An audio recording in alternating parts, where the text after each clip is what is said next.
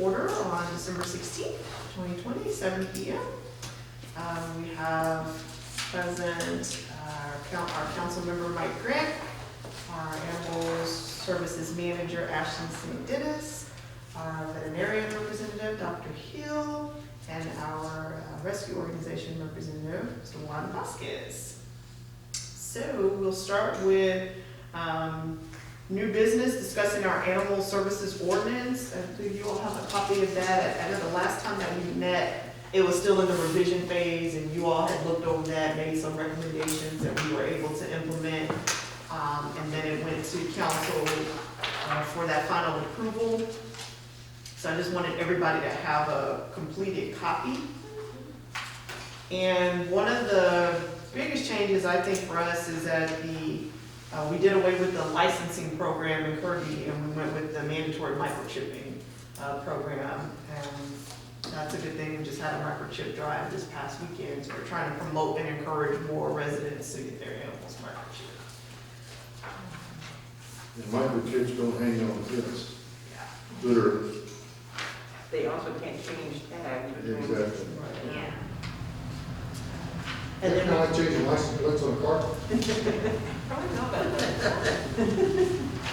We also, I think, we made some changes to some of the fees as well, which the last page has the fee schedule attached there, 2 pages, pages 33 and 34. Yeah. Because there were some things that we were not charging for or not charging appropriately for, so the recommendations from the staff, we did get that updated. I was thinking of something funny. The last one is circus / zoological.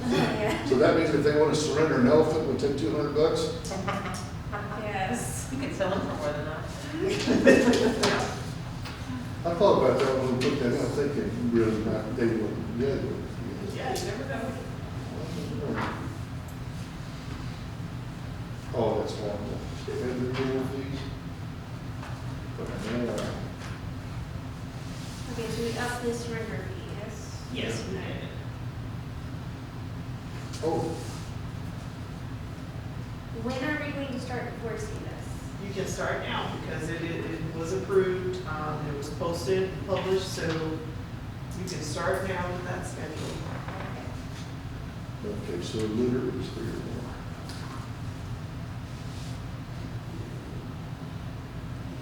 So when a dog or cat, when they get impounded, and they're not microchipped, so there's a requirement, so you get to microchip it and charge them for it, right? Correct. Okay. Okay, but then whoever adopts it is responsible for the registration. We register it through that point when the adoption is You do? finalized, yes. Wow, so that's even, okay. Yeah. Yeah, because otherwise they never do it. They would never And register. then you end up with these unregistered microchipped animals that, And then you have to call No, them Sarah, down to gotcha. the implanting Yeah. facility Okay. to see if they have any But information. you know, that's, well, yeah, we do that only too, they don't get out the door without being Okay. registered. Yeah. And then as a pet owner, if you move, it's your responsibility to go in and update. Or Your address. re-hold your Reassign animal, and you the- have to move that microchip. that's what I meant, okay, now I'm right there. So, Because it's registered to us until such time as it gets adopted, Correct. and then it's up to them. That's, okay.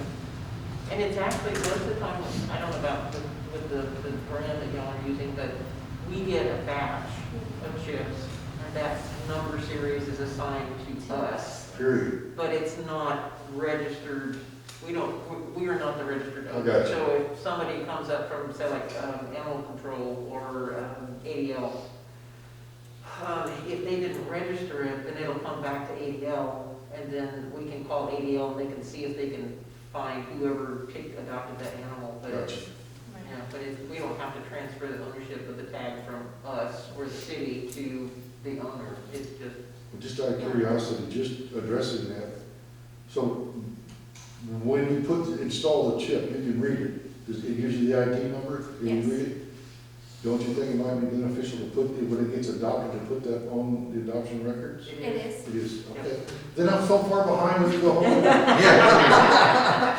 Well, no, I just was, you know, yeah, that's part of the paperwork Yes. and stuff. And what happens, like myself as a rescue, and I have the animal's microchip, like Ashley does it. When it's adopted, I do a transfer to 24 Pet Watch to the new owner on that same day that it's adopted. And that way, that animal belongs to them. If something happens to that animal, they contact them. Cool, okay, gotcha. Because you've got to keep the chain going some way, because people are just lazy. Well, they are, I mean, We try honestly, to do most of the. it's a good thing you don't have to register kids, we'd really be in trouble.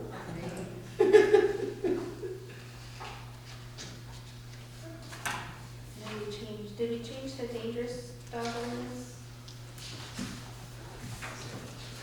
So we're going to,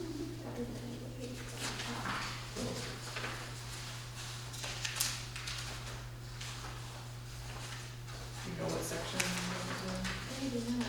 Under, page 16, some bites and dangerous animals? Yes.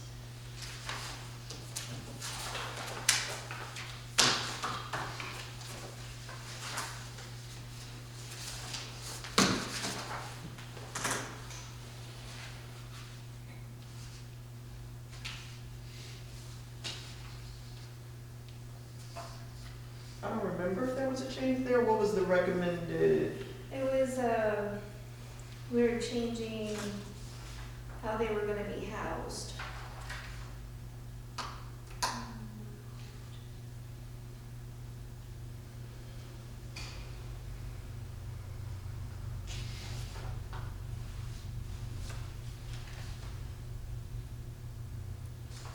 No. That 117D, is that what you're looking at?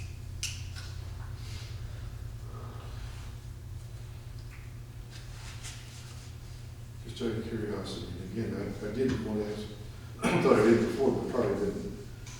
When it says a sworn complaint is filed with the local health authority, we're talking about Bear County, correct? No, Whom are we talking about?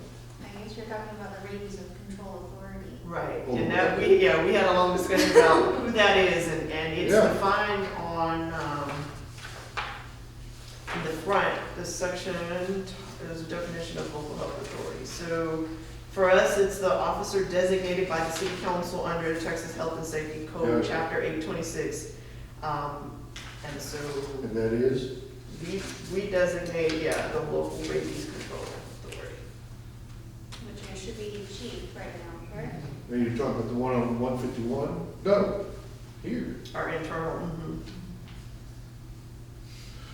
okay.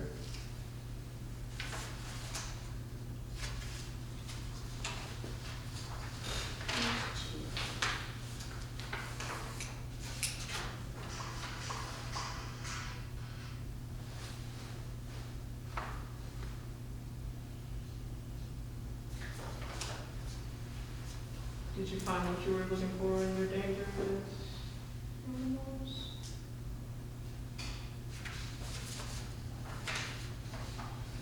Weren't we gonna put in like how the structure was gonna be?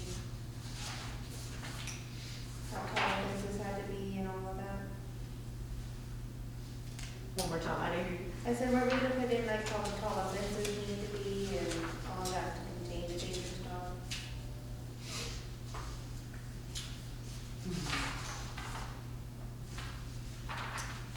What are you at there?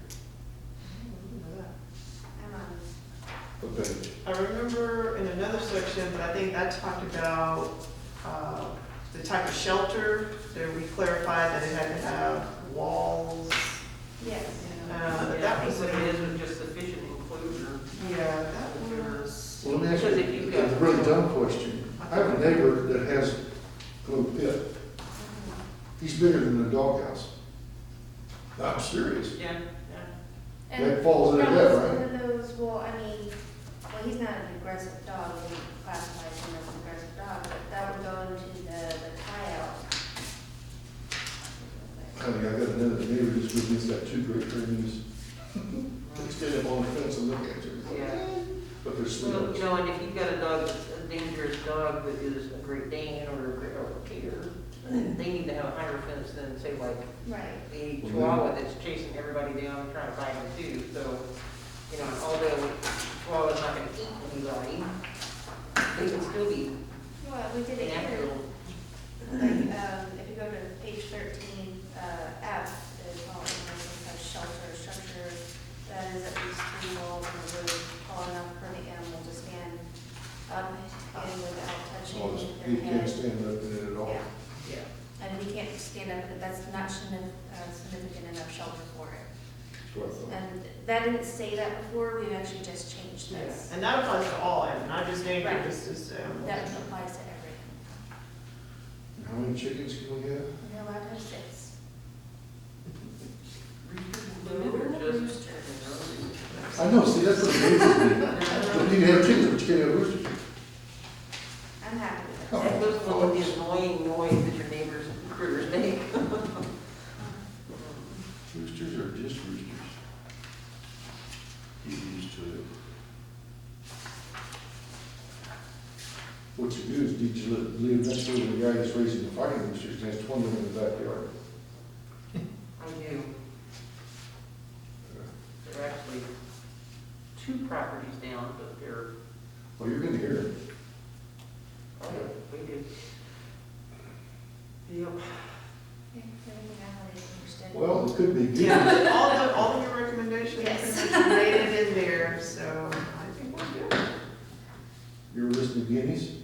Guinea hens? They're, make a rooster look like nothing. And that's under here, keeping rabbits, guinea pigs, rats, etc. It's a section on that. And then we had added the venomous reptile section, because we didn't have that before.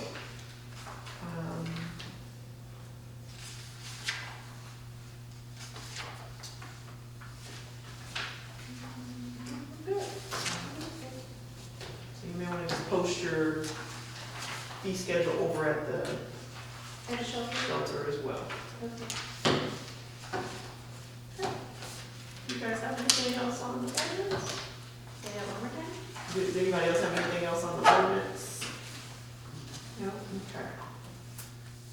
All right. So then we'll go ahead and actually talk about or we'll all discuss it, our animal services operations and staffing.